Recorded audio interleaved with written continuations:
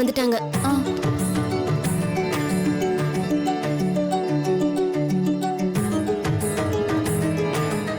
அக்கா, என்னாச்சுக்கா? அந்த land owner பணத்தை கொடுக்கறதுக்கு முன்னாடி ஏதாவது முரண்டு பிடிச்சாரா? இல்லடி, அப்படி எதுவும் இல்ல. அவரும் அவரோட ஒய்ஃபும் நம்மள இவ்ளோ தூரம் கஷ்டப்படுத்தினதை நினைச்சு ரொம்ப ஃபீல் பண்ணாங்க. பணத்தை நாங்க கேக்குறதுக்கு முன்னாடி அவங்களே கொடுத்துட்டாங்க. இப்பதாம்மா மனசுக்கு ரொம்ப நிம்மதியா இருக்கு. ஒருவேளை நீங்க பாக்குறதுக்கு முன்னாடி அந்த அர்ஜுன் அவரை மிரட்டி பணம் கொடுக்க வேண்டாம்னு சொல்லிருப்பானோன்னு பயந்துகிட்டே இருந்தம்மா.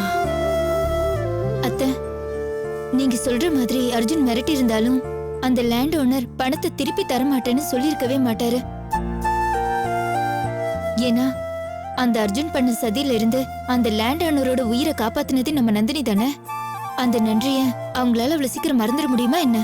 உண்மைதான்க்கா. அதனால்தான் அவரை இவ்வளவு சீக்கிரம் பணத்தை திருப்பி கொடுத்துட்டாரு.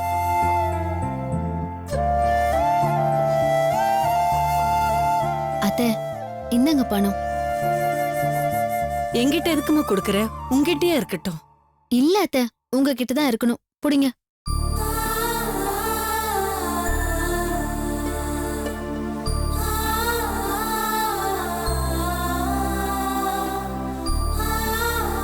நந்தினி, இந்த பணம் நம்ம யார் கையில இருந்தாலும் பிரயோஜனமா இருக்கணும். அதுதான் ரொம்ப முக்கியம். அதை விட்டுட்டு அந்த செலவு இந்த செலவுன்னு இந்த பணத்தை நம்ம கொஞ்சம் கொஞ்சமா செலவு பண்ணிட்டோம்னா அப்புறம் ரொம்ப கஷ்டமாயிடுமா. அதனால இந்த பணத்தை வச்சு ஏதாவது பிசினஸ் ஆரம்பிக்கிறது நல்லதுன்னு எனக்கு தோணுதுமா. நீங்க சொல்றது ரொம்ப சரி அத்தை. இப்பவே நம்ம ஏதாவது ஒரு பிசினஸ் ஆரம்பிச்சு கஷ்டப்பட்டு உழைச்சோம்னா சீக்கிரமாவே முன்னுக்கு வந்துடலாம். அப்படி முன்னுக்கு வந்தாதான் நந்தினி அந்த அர்ஜுன் கிட்ட போட்ட சபதத்தை சீக்கிரமா நிறைவேற்ற முடியும். மகேஷ், எனக்கு இப்பதான் ஒரு விஷயம் ஞாபகத்துக்கு வருது. நேத்து பேப்பர் போறதுக்காக 3ஆவது தெருவுல ஒரு மளிகை கடைக்கு போனேன். அவர் என்கிட்ட ஒரு விஷயத்த சொன்னாரு. என்ன விஷயம்? நான் முதல்ல போய் அவரை பார்த்து பேசிட்டு அதுக்கப்புறம் என்ன ஏதுன்னு சொல்றேன். நான் போயிட்டு வந்துடுறேன். சரிண்ணே. என்ன என்ன நந்தினி இது? என்ன விஷயம் கூட சொல்லாம வேகமா போயிட்டு இருக்காரு.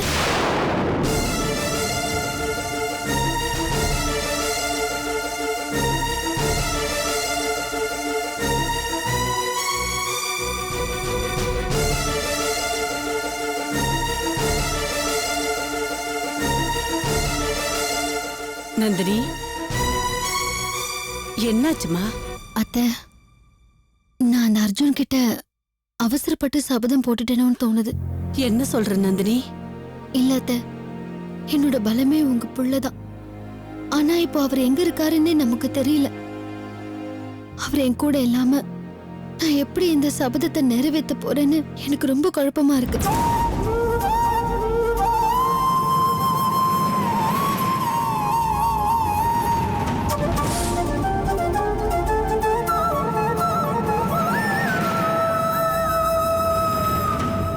அண்ணே, அந்த அர்ஜுன் கிட்ட போட்ட சாபத்தை நீங்க எப்படி நிறைவேற்றுவீங்க? ஆனா அதுக்கு முன்னாடி நாம விஸ்வானா இருக்கிற இடத்த கண்டுபிடிச்சாகணும். ஆமா மகேஷ், ஆனா அவரை கண்டுபிடிக்கிறதுக்கு நமக்கு இதுவரைக்கும் எந்த வழியும் தெரியலையே. நான் இதை நேத்தே கேட்கணும்னு நினைச்சேன். அதுக்குள்ள அந்த மேனேஜர் சிவா கிட்ட இருந்து கால் வந்த உடனே நீங்களும் கிளம்பி போயிட்டீங்க. அந்த டென்ஷன்ல நானும் கேட்காம விட்டுட்டேன். சரி, இப்ப சொல்லுங்க. நேத்து விஸ்வான ஒரு பிசிஓல இருந்து கால் பண்ணாருன்னு சொன்னீங்கல்ல, அந்த நம்பரை போன்ல ஸ்டோர் பண்ணி வச்சிருக்கீங்களா?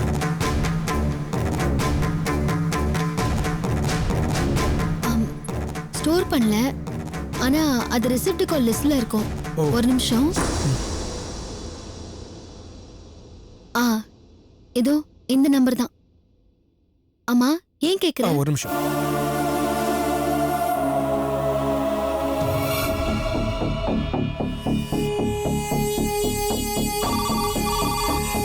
ஹலோ, யாருங்க?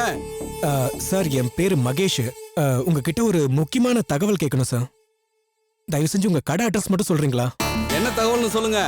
இல்ல சார், நேர்ல வந்து சொல்றேன் சார். ப்ளீஸ் சார், எனக்கு உங்க கடை அட்ரஸ் மட்டும் சொல்லுங்க சார். போரூர் ஹைவேல ஒரு டோல்கேட் இருக்கு இல்லையா, அது பக்கத்துல லெஃப்ட் சைடுல ஒரு மளிகை கடை இருக்கும். அதுதாங்க நம்ம கடை. சரி சார், நாங்க இப்போ உடனே கிளம்பி வரோம் சார். தேங்க்யூ. சரிங்க. அண்ணே, அந்த கடை போரூர் டோல்கேட் கிட்ட தான் இருக்கு. வாங்க உடனே போய் அண்ணனை பத்தி விசாரிப்போம். ஏங்க மாமா அந்த கடையில இருந்து கால் பண்ணது நேத்து. நீங்க இன்னைக்கு போய் விசாரிக்கிறேன்னு சொல்றீங்க. மாமா என்ன அங்கேயேவா இருக்க போறாரு? அதுவும் அப்பவே அர்ஜுன் ஆளுங்க அவரை அங்கிருந்து துரத்திட்டு போயிருக்காங்க. அதெல்லாம் ஓகே ரேவதி. பட் அந்த கடைக்கு போய் விசாரிச்சோம்னா அண்ணனை பத்தின தகவல் தெரிஞ்சுக்கிறதுக்கு ஒரு க்ளூ கிடைக்கும்ல. அண்ணி வாங்க நீ போலாம். ஆமாம்மா, போயிட்டு வா. போ நந்தினி, போயிட்டு வா. என்ன நீ யோசிக்கிட்டு இருக்கீங்க? வாங்க, டைம் ஆகுது, போலாம். அத்தை, நாங்க போயிட்டு வந்து போயிட்டு வாமா, போ. வா மகேஷ், இந்தாங்க. பார்த்து போயிட்டு வா.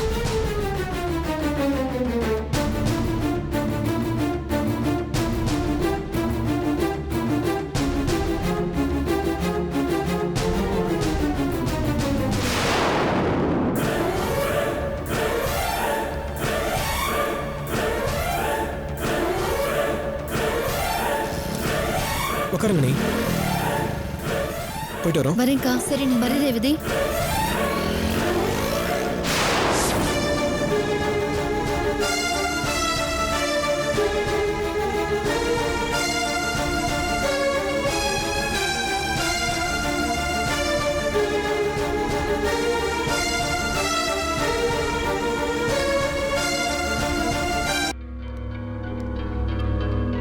ஐயா, வாங்கம்மா, என்னம்மா வேணும்?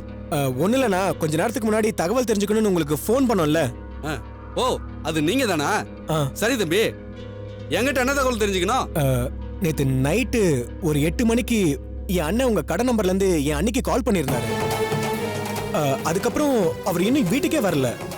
அதான் அவர் ஃபோன் பண்ணும்போது இங்க என்ன நடந்துச்சுன்னு தெரிஞ்சுட்டு போலான்னு வந்தோம். தம்பி, நம்ம கடைக்கு ஒரு நாளைக்கு எத்தனையோ பேர் வராங்க போறாங்க. அதுவும் இல்லாம நேற்று ராத்திரி கூட்டம் அதிகமா இருந்தது. உங்க அண்ணன் யாருன்னு எனக்கு எப்படிப்பா தெரியும்? அது எங்களுக்கும் தெரியும் அண்ணாச்சி. இது பாருங்க, இவரான்னு பார்த்து சொல்லுங்க.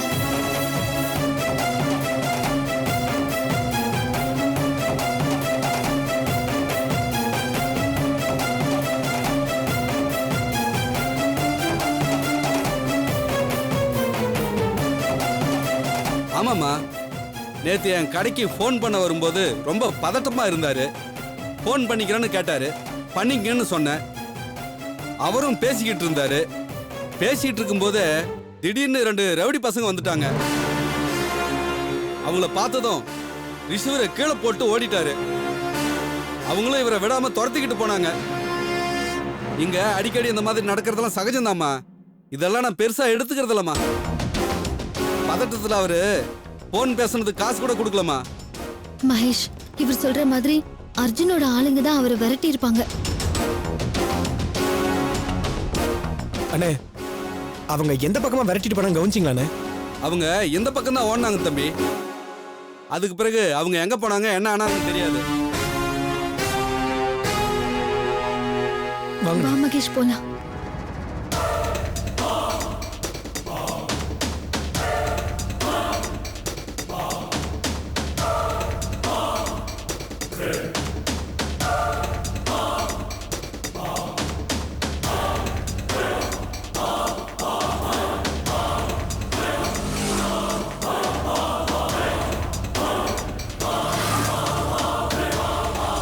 மகேஷ், நீ அந்த பக்கம் தேடு, நான் இந்த பக்கம் பார்க்கறேன். சரிங்க.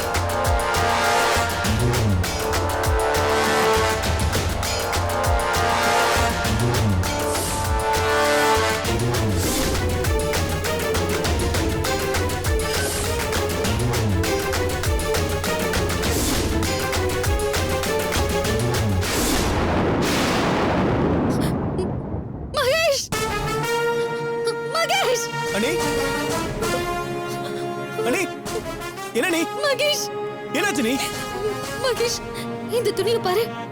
இது உங்க அண்ணன் கடைசியா வீட்டை விட்டு போகும்போது போட்டிருந்த சட்டை துணி.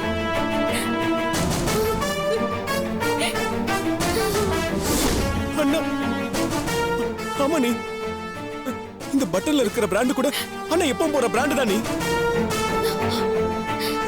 டவுட் இல்ல மகேஷ், இது அவரோட சட்டை துணி தான்.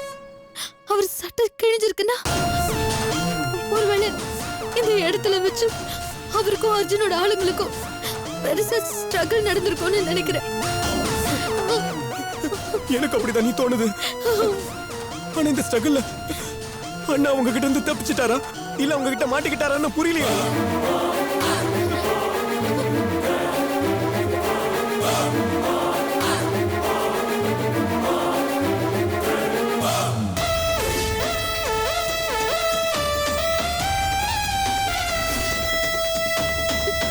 இந்த சட்டை துணியில இருக்கிற ரத்தத்தை பார்த்தா பயமா இருக்கு மகேஷ். அண்ணி அதெல்லாம் ஒண்ணும் பயப்படாதீங்க நீ. அண்ணனுக்கு எதுவும் ஆயிருக்காது. அண்ணன் நல்லா தான் இருப்பாரு. அண்ணி இருங்க நீ. இதுக்கு மேல இந்த பக்கம் தேர்றதெல்லாம் வேஸ்ட். நம்ம மெயின் ரோடு பக்கம் போயிடலாம் நீ. சரி மகேஷ், வா போலாம். வாங்க.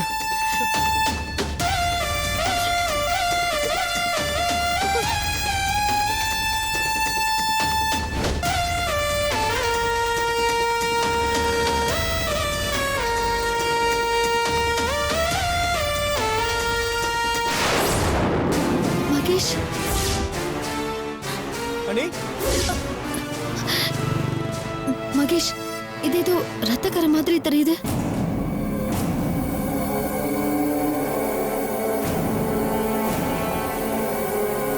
ஆமா நீ ரத்தம் காஞ்சு போயிருக்கத பார்த்தா நேத்து ஏதோ ஒரு ஆக்சிடென்ட் ஆயிருக்கும் போல இருக்கே.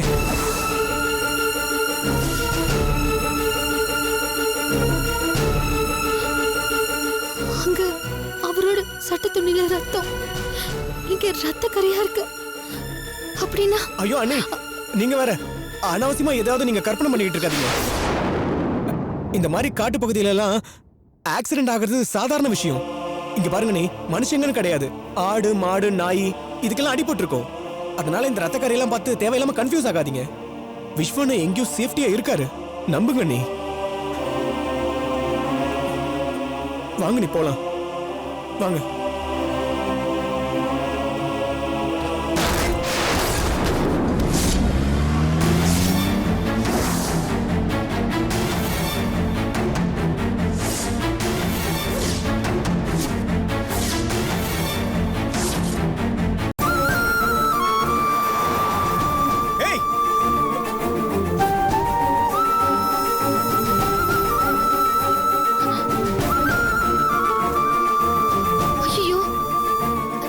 பாருமா, இங்க பாரு, கண்ணை முடிச்சு பாரு. பாருங்க மகேஷ், அதிர்ச்சியில மயக்க போட்டுட்டா போல இருக்கு.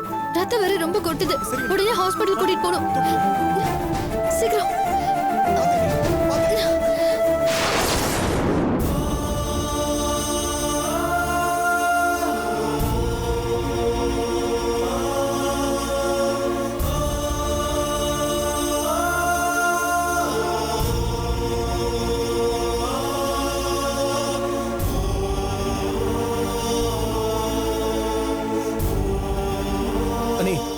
அந்த பொண்ணோட ஹேண்ட்பேக்ல மொபைல் இருக்கான்னு பாருங்க. அவங்க வீட்டுக்கு இன்ஃபார்ம் பண்ணிடலாம். ஆமா மகேஷ், டென்ஷன்ல மறந்தே போயிட்டேன்.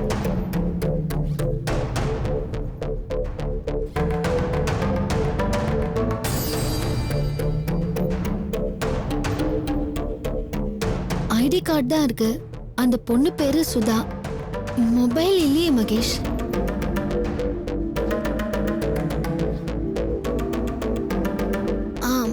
மொபைல் இருக்கு.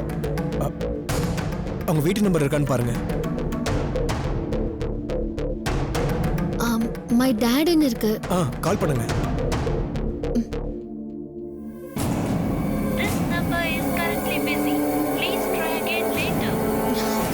என்னாச்சு நீ? லைன் கிடைக்கல மகேஷ். அந்த நம்பரை கொடுங்க, நான் கால் பண்ணி பார்க்கறேன்.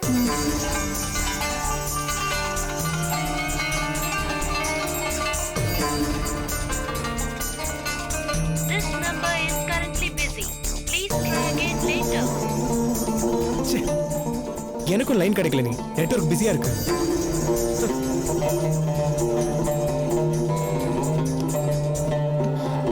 என்னாச்சு டாக்டர்?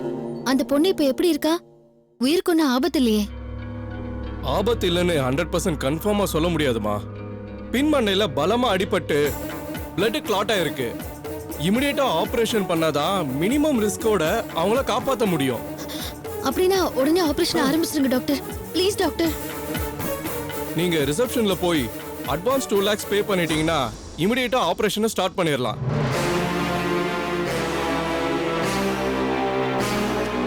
என்ன நீ 2 லட்சம் கட்டிட்டங்கன்னு சாதாரணமா சொல்லிட்டு போறாரு? அதான் மகேஷ், எனக்கும் புரியல. அண்ணே, அவங்க அப்பா நமக்கு திரும்ப ட்ரை பண்ணுங்க.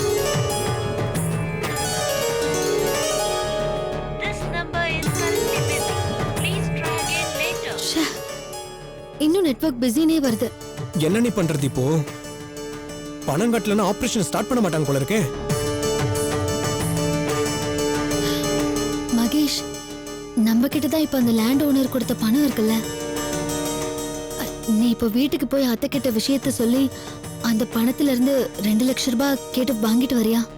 அண்ணே, நான் சொல்றேன்னு தப்பா எடுத்துக்காதீங்க. இந்த பொண்ணு யாருன்னு நமக்கு தெரியாது. இந்த பொண்ணை காப்பாத்துறதுக்கு அந்த பணத்தை... அவ யாரா வேணாலும் இருந்துட்டு போட்டோம், நம்மள மாதிரி அவளும் ஒரு மனுஷி. இப்போ உடனே 2 லட்சம் ரூபாய் கட்டினாதான் ஆபரேஷன் பண்ணி அவளை காப்பாத்த முடியும். தயவு செஞ்சு புரிஞ்சுக்கோ மகேஷ். இல்ல நீ, நான் என்ன சொல்ல வரேன்னா... மகேஷ் ப்ளீஸ், அந்த பணம் நமக்கு எவ்வளவு முக்கியம்னு எனக்கு நல்லா தெரியும். ஆனா ஒரு உயிரை காப்பாத்தாத பணம் பணமே இல்ல. யோசிக்கிறதுக்கெல்லாம் டைம் இல்ல. முதல்ல போய் பணத்தை வாங்கிட்டு வா, மத்ததெல்லாம் அப்புறம் பேசிக்கலாம். ப்ளீஸ். சரி, சரிங்க நீ.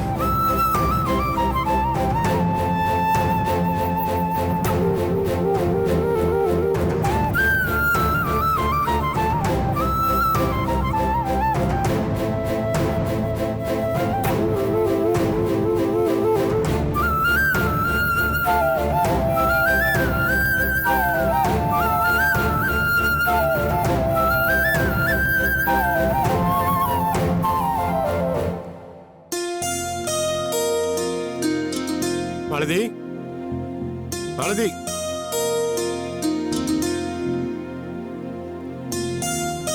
ஏங்க பேசிட்டு இருக்கும்போது நீங்க பாட்டு கிளம்பி போயிட்டீங்க. எங்க போயிருந்தீங்க?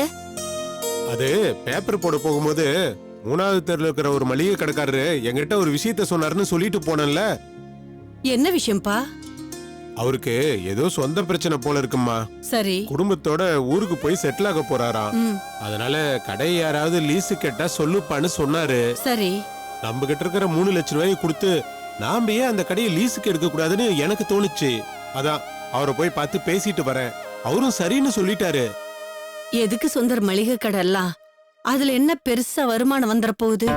அம்மா, அந்த கடையை நீங்க சாதாரண கடையா நினைச்சிடாதீங்கம்மா. அந்த தெருவுலயே அது ஒரு கடை தாமா இருக்கு. மாசத்துக்கு எப்படியும் 1.5 லட்சம் ரூபாய்க்கு மேல பிசினஸ் ஆகும்.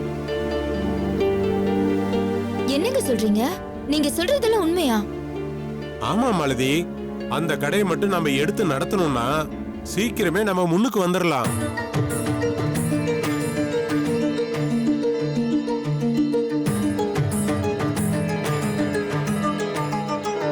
என்ன யோசிக்கிறீங்க? சரின்னு சொல்லுங்க. நான் சொல்றது நிச்சயமா நடக்கும். அம்மா, நந்தினி, மகேஷ், ரேவதி இவங்களாம் எங்க?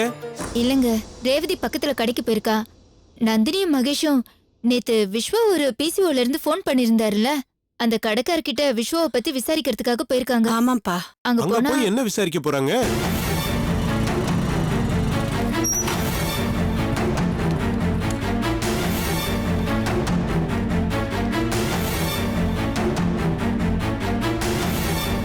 என்ன மகேஷ், நீ மட்டும் வர? நந்தினி எங்க? அம்மா, அங்க போய் விசாரிச்சிங்களே, என்ன ஏதுன்னு ஏதாவது தெரிஞ்சுதா? அந்த கடையில போய் விசாரிச்சுட்டு அப்படியே அந்த ஹைவேஸ் பக்கமா ஏதாவது எவிடன்ஸ் கிடைக்குமான்னு தேடிக்கிட்டு இருந்தோம். அந்த நேரத்துல ஒரு பொண்ணை ஒரு கார் ஆக்சிடென்ட் பண்ணிட்டு போயிட்டான். ஐயோ, என்னப்பா சொல்ற? யாருப்பா அந்த பொண்ணு? தெரியலம்மா. நானும் அண்ணியும் அந்த பொண்ணை உடனே கூட்டிட்டு போய் ஹாஸ்பிடல் அட்மிட் பண்ணிட்டோம். அச்சச்சோ. நல்ல காரியம் பண்ணீங்க மகேஷ். இப்ப அந்த பொண்ணு உயிருக்கு ஆபத்து ஒண்ணும் இல்லையே? இல்ல நீ, அந்த பொண்ணுக்கு தலையில பலமா அடிபட்டு இருக்கு. டாக்டர் உடனே ஆபரேஷன் பண்ணாதான் அந்த பொண்ணை காப்பாத்த முடியும்னு அவர் சொல்லிட்டாரு. ஐயோ. அது மட்டும் இல்ல நீ, அட்வான்ஸா 2 லட்சம் ரூபாய் கட்டினாதான் ஆபரேஷன் ஸ்டார்ட் பண்ண முடியும்னு சொல்லிட்டாரு. அந்த பொண்ணோட மொபைல் எடுத்து அவங்க அப்பாவுக்கு கால் பண்ணி பார்த்தோம், லைன் கிடைக்கல. அதனால அண்ணி... அதுக்காக அதுக்காக நந்தினி என்ன சொன்னா? அம்மா கிட்ட இந்த விஷயத்த சொல்லி 2 லட்ச ரூபா வாங்கிட்டு வர சொன்னாங்க.